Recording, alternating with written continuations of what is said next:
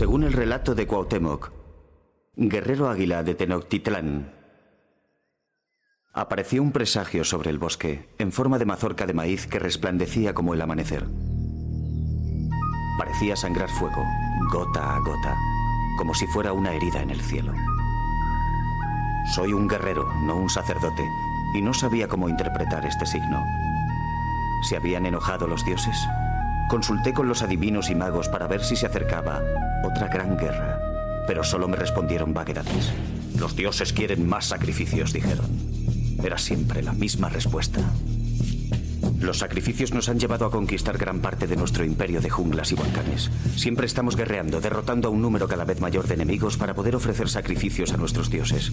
Los magos afirman que debemos hacer un sacrificio diario para que el sol siga saliendo. Los equipos de mensajeros tardaron 2 días en recorrer más de 300 kilómetros para llevar mi mensaje hasta nuestra ciudad de Tenochtitlán. 2 días después, mi tío Moctezuma, emperador de los aztecas, envió su respuesta. Sus sacerdotes habían predicho el inminente regreso de su largo exilio del poderoso Quetzalcóatl, la serpiente emplumada, dios de la sabiduría y el viento. ¿De qué otra forma se podría explicar el presagio? Moctezuma ordenaba a mis guerreros que se esforzaran para consolidar el control de la jungla que separaba nuestro territorio del de los enemigos. Debemos lograr el control de los 4 santuarios consagrados a Quetzalcóatl, la serpiente emplumada. Como el imperio azteca es poderoso y se expande constantemente, nos hemos creado muchos enemigos. Debemos defender estos santuarios de nuestros enemigos para prepararnos para el regreso de Quetzalcóatl.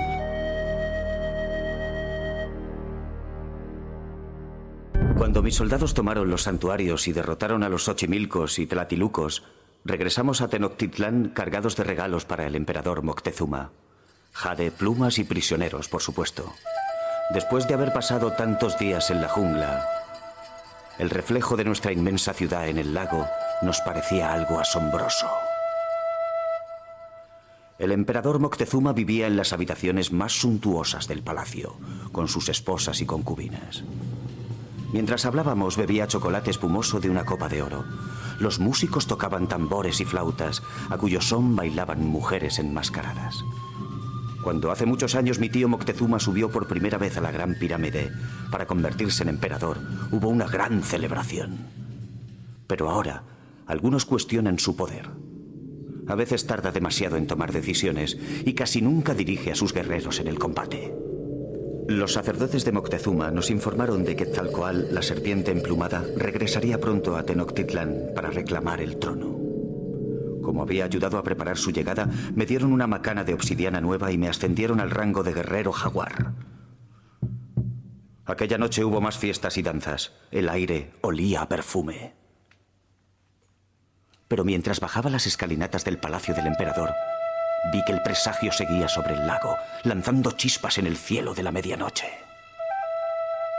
Así habló Cuauhtémoc, guerrero jaguar de Tenochtitlán.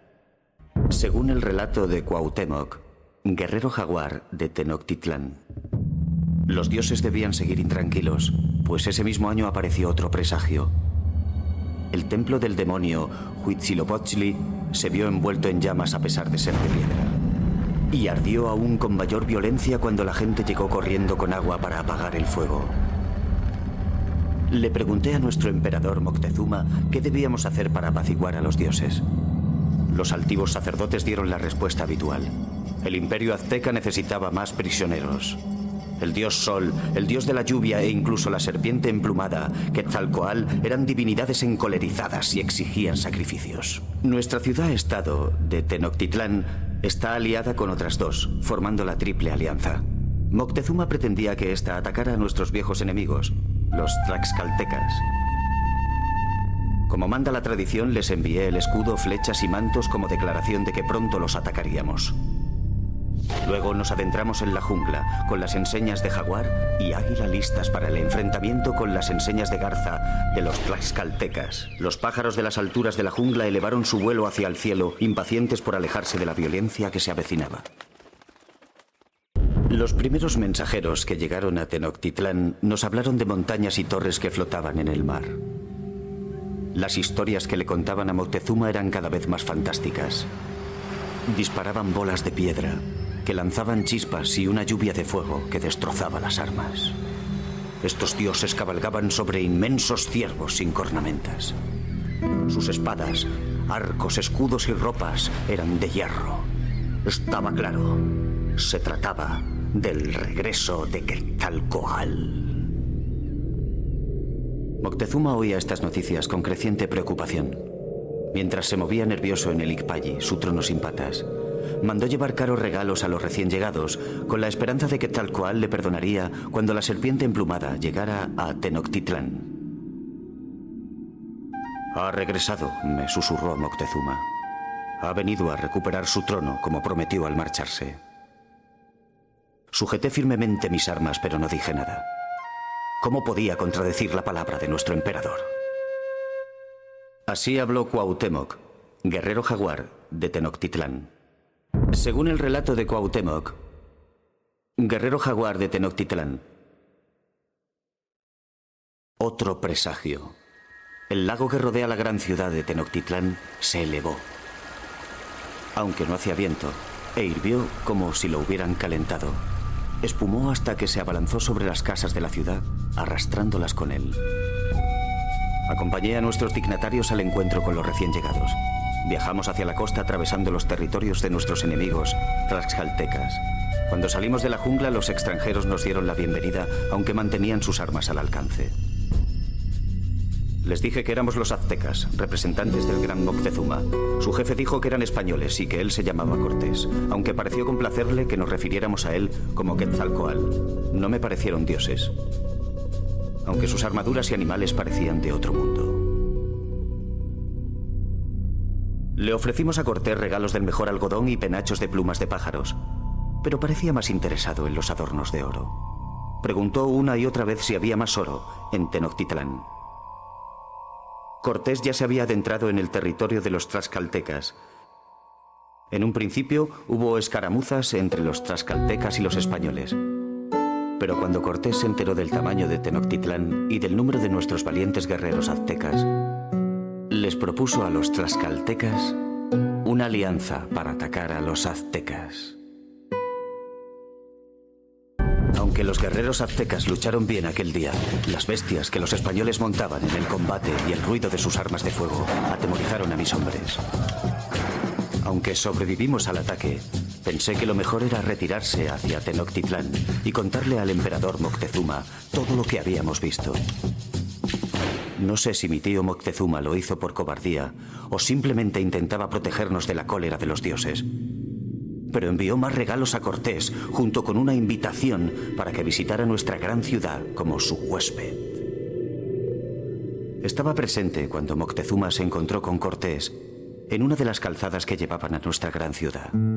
Era evidente que los españoles jamás habían contemplado nada como Tenochtitlán. Miraban atónitos los mercados de brillantes colores y las pirámides que se elevaban en la isla artificial, situada en el centro del gigantesco lago Texcoco. Algunos soldados españoles preguntaban si todo aquello era un sueño, deslumbrados por cosas que nunca habían visto, oído ni imaginado. Moctezuma llevó a Cortés a la parte superior de la gran pirámide, desde donde le mostró los distintos canales y barrios de la ciudad. Pero Cortés solo parecía interesado por los adornos de oro, apoderándose de los que encontraba. Ya estaba convencido de que aquel hombre no era Quetzalcóatl. ¿Qué necesidad tenía un dios de oro? Así habló Cuauhtémoc, guerrero jaguar de Tenochtitlán. Según el relato de Cuauhtémoc, prisionero de Tenochtitlán. El siguiente presagio no lo vimos, pero escuchamos en la noche los gritos de una mujer que lloraba porque no podía esconder a sus hijos. La indecisión atormentaba al emperador Moctezuma. ¿Ese hombre era Quetzalcóatl o un simple mortal? Mientras el emperador meditaba la respuesta, los ciudadanos se sentían cada vez más inquietos. Cortés vigilaba de cerca al emperador y al poco tiempo Moctezuma era prisionero en su propio palacio. Así tomaron los españoles Tenochtitlán sin tan siquiera asediarla. Los españoles recogían todo el oro que encontraban, pero no les interesaban nuestro arte ni los adornos. Se limitaban a fundir el oro para llevárselo a España. También prohibieron los sacrificios a los dioses. Cuando los sacerdotes protestaron, los asesinaron. Los ciudadanos y guerreros de Tenochtitlán estaban enfurecidos. Aunque nuestro emperador no lo supiera, nosotros sí sabíamos que esos hombres no eran dioses. Estallaron disturbios en los mercados y en el palacio. Cuando el propio Moctezuma apareció en la terraza para pedir a los aztecas que mantuvieran la paz, el pueblo le lanzó piedras. Había llegado el momento de expulsar de Tenochtitlán a esos falsos dioses. Los españoles lo llamaron la Noche Triste. Al principio se hicieron fuertes en nuestras casas y palacios, pero nosotros les asediamos constantemente, con piedras hondas y flechas. Hicimos retroceder por las calles de Tenochtitlán a los españoles y a los tlaxcaltecas, que se retiraron cruzando los 3 puentes o saltando por encima de las murallas al lago Texcoco. Murieron miles de ellos. Los que no murieron por las macanas o las jabalinas se ahogaron por el peso del tesoro que no quisieron abandonar. Tenochtitlán estaba en ruinas, pero la ciudad volvía a ser nuestra. Muchos valientes guerreros aztecas murieron también aquella noche, incluido el noble Moctezuma. Los españoles dijeron que su propio pueblo lo había matado arrojándole piedras. Por eso fue también una noche triste para nosotros. Así habló Cuauhtémoc, defensor de Tenochtitlán. Según el relato de Cuauhtémoc, emperador de Tenochtitlán, la muerte de Moctezuma solo sirvió para acrecentar aún más la ira de mi pueblo. Decidí dirigir personalmente el ataque contra los españoles. Así debe ser, Cuauhtémoc, me dijeron los sacerdotes, porque tú eres ahora nuestro emperador. Me senté en el trono Icpalli y me colocaron el tocado del emperador. Nunca resulta cómodo llevar una corona. Cortés no se había alejado mucho de Tenochtitlán, porque los españoles iban lastrados con el peso del oro que nos habían robado. Mientras huían por las orillas del lago, mis guerreros los perseguían con canoas. Envié más guerreros por tierra, porque me pareció obvio que Cortés intentaba reunirse con sus aliados, los tlaxcaltecas. Finalmente los alcanzamos en la ribera norte del lago Texcoco. Espero que los supervivientes españoles de la orilla del lago pudieran ver cómo sus compañeros capturados eran arrastrados por las escalinatas de la Gran Pirámide. Tal vez así entenderían la razón de que temiéramos la cólera de la serpiente emplumada, Quetzalcóatl. Quizás así conocieran el miedo. Había mucho que hacer tras la batalla. Nuestra ciudad había sufrido mucho con la ocupación española y la lucha en las calles. Los sacerdotes comenzaron a reparar los templos porque los españoles habían derribado los ídolos que habíamos colocado en ellos. Cuando comenzamos la celebración en agradecimiento a los dioses, una gran plaga asoló Tenochtitlán. Muchos de los nuestros quedaron incapacitados y yacían indefensos en su cama. Otros muchos murieron. No sabíamos si los dioses seguían descontentos con nosotros o si era un arma de los españoles. A pesar de todo, si Cortés regresaba, encontraría una ciudad muy debilitada. No podía dejar que esto ocurriera. Así habló Cuauhtémoc, emperador de Tenochtitlán. Según el relato de Cuauhtémoc, emperador de Tenochtitlán. Pronto regresaron los españoles. Había tenido la esperanza de que Cortés se hubiera ido por donde había venido, pero se detuvo para reagruparse en Tlaxcala. Imagino que no podía soportar la idea de regresar a España mientras siguiéramos teniendo tesoros de oro escondidos. Los españoles, que persistían en sus sueños de oro y gloria, se prepararon para atacar Tenochtitlán otra vez. En Tlaxcala, Cortés construyó barcos de guerra en tierra firme. Luego los desmontó y atravesó la jungla para reconstruirlos en el lago Texcoco. Sabía que mis guerreros aztecas podían defender los puentes que conducían a Tenochtitlán, pero también que éramos vulnerables desde el agua. Reuní a los guerreros para una última batalla. Los sacerdotes trataron de alentar a los aztecas para que defendieran a sus antiguos dioses y su gloriosa ciudad. Mientras yo ascendía las escalinatas del gran templo y hacía sonar la concha de guerra, los sacerdotes hicieron señales de humo para anunciar que los aztecas se habían aprestado para la guerra. Pronto estaría sitiada Tenochtitlán, pero los valientes aztecas moriríamos antes de verla sometida.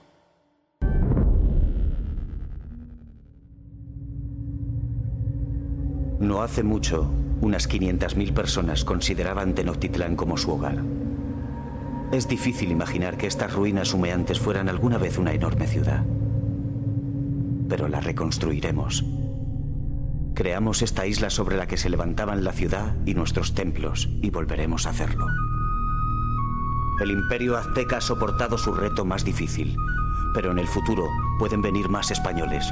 No estoy seguro de que haya un lugar para nosotros en este nuevo mundo. Podría pedirles a los dioses que me dejaran entrever el futuro, pero sin duda pedirían más sacrificios. Y creo que ya hemos tenido suficientes bajas. Mi pueblo compuso un poema para conmemorar esta gran guerra a la que hemos sobrevivido, pero que quizás aún no hayamos ganado. Quedan las lanzas rotas sobre los caminos. Nos hemos arrancado los cabellos de dolor. Las casas ya no tienen techo y sus muros están teñidos de sangre. Así habló Cuauhtémoc, emperador de Tenochtitlán.